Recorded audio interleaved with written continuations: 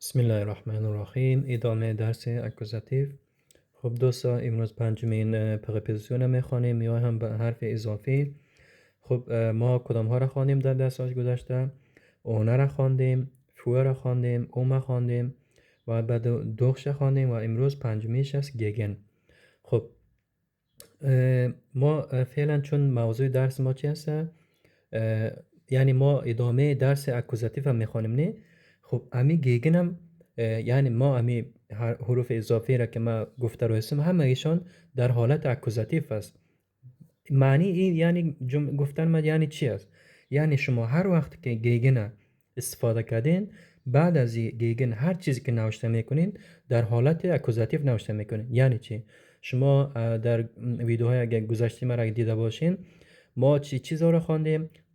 مثلا پرسون پرونومن، آرتیکل، صفت، بعد از او قیدش خواندیم، بعد از او چی زمانهایش خواندیم، یعنی تمام چیزای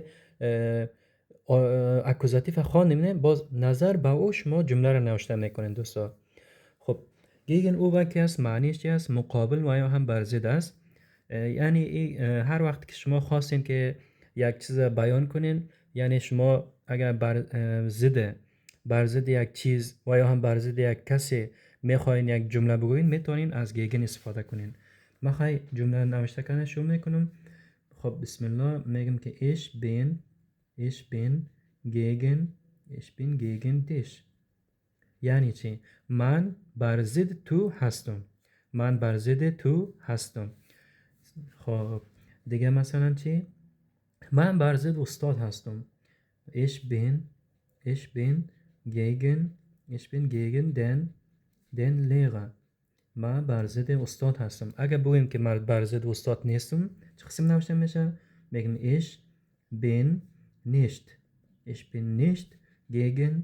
ich bin nicht gegen den Lehrer. خب ما بر ضد استاد نیستم. سعی کنیم دوستا. خب من چی گفتم؟ هر وقت که گیگن نوشته کردین بعد از او هر چیزی که نوشته میکنین در حالت اکوزاتیو نوشته میکنین. مثلا چی؟ امی دن لیغه را که همه ایتون میفهمین چی است اصلش؟ دیا لیغه است نه؟ در حالت نومیناتیو دیا لیغه. ایناله چون ما چون اینجا گیگن نوشته کردیم ای چی میشه؟ امی هر چیزی که بعد از این بیاید در حالت اکوزاتیو نوشته میشه. ما میفهمیم که دیا آرتیکل دیا در حالت اکوزاتیو تبدیل به چی میشه؟ دن میشه. از خاطر دن لیغه شد. خب دیگه اینا توضیح داده نمیشه، مثال کار کردم میرم. خب ما میگیم که ما بر ضد پلان شما هستیم. wir sind ما هم wir sind gegen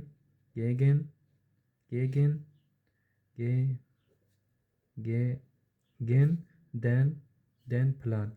ما بر ضد چی هستیم؟ ما بر ضد پلان هستیم. خب ما میگیم که او مقابل بی‌عدالتی چی میکند؟ میجنگد. er kämpft gegen بی‌عدالتی را چی میگن؟ Ungerechtigkeit میگن.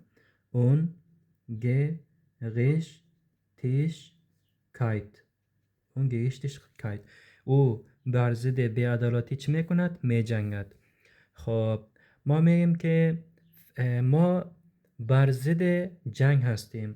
wir sind gegen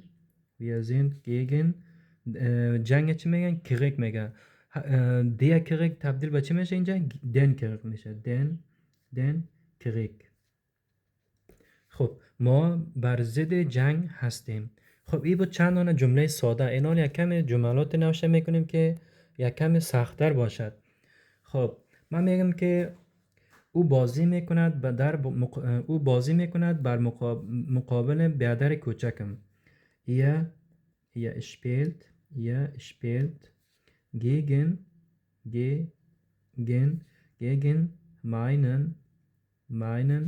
meinen چی؟ kleinen Bruder.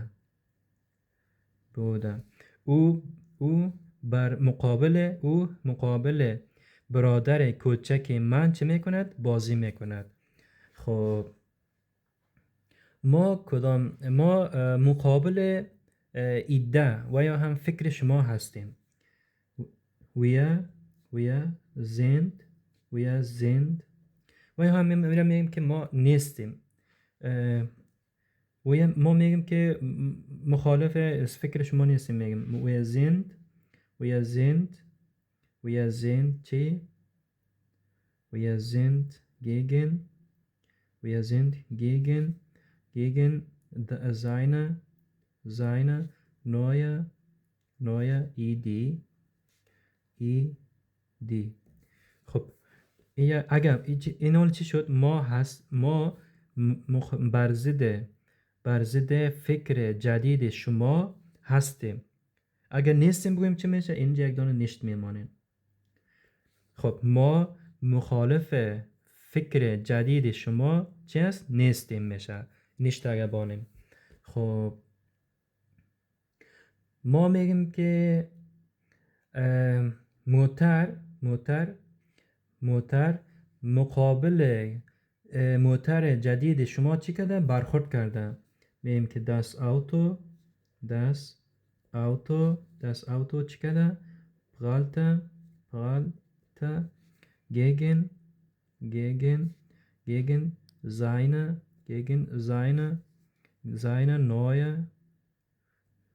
neue Wagen. خب سعی کنید ایناله چون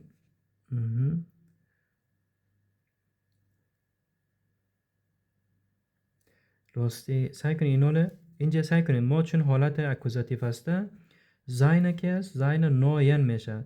واگن چی است؟ دیا واگن است نه؟ دیا واگن. اینال ما چیکار میکنیم؟ ایره در حالت اکوزاتیو دن واگن میکنیم نه؟ باز دن که باشه با هم صفتش هم چی است؟ مالکیتش چی میشه؟ ای ان میگیره. زاینن نوین واگن. او یعنی چی؟ موتر چی کرد؟ مقابل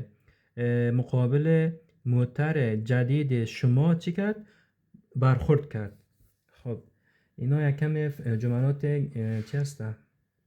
گدواد است. خب ما میگیم که آنها بر ضد شرایط بد کاری ما چی کردن؟ پروتستات کردن و یا هم قیام کردن. زی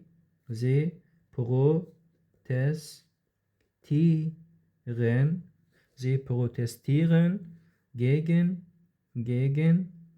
gegen unsere neue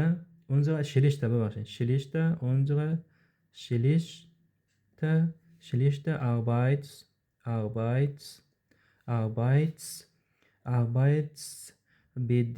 Arbeitsbedingungen. معلوم میشه؟ یکم زن طرف معلوم نمیشه. خب اینو صحیح شد. خب اونا بر ضد شرایط کاری بد ما چیکار کردن؟ پروتستیت و هم قیام کردن. خب ما چی دارم؟ الرژی دارم مقابل پشک سیاه شما. ich habe الرژی ببخشین الرژی میشه در زبان آلمانی ما الرژی میگیم اونا الرژی میگن. gegen ihre schwarze Katze. ما چی؟ مقابل پشک سیاه شما چی دارم؟ الرژی دارم. خب دوستا چند دقیقه 9 دقیقه شده. خب دوستا این بود درس امروز ما. اگرچه ویدیوهای ما 10 دقیقه است ولی من مثال های خیلی کم کار کرده میتونم چون مجبور هستم که به هر مثال تشریحات بدم. از خاطر نمیشه که بر شما زیادتر مثال کار کنم.